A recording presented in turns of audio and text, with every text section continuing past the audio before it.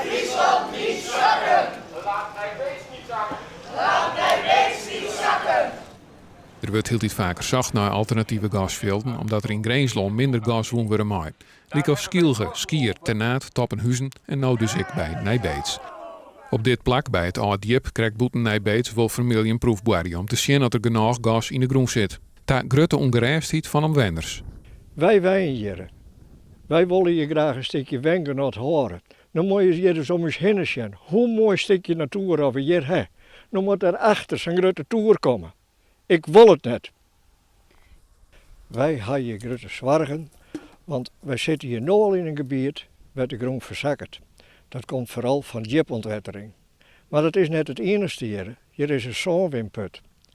Hier is een windgebied van wetter van Vitens.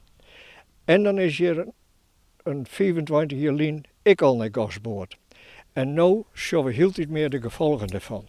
Mensen, ik heb met 6 mensen praten.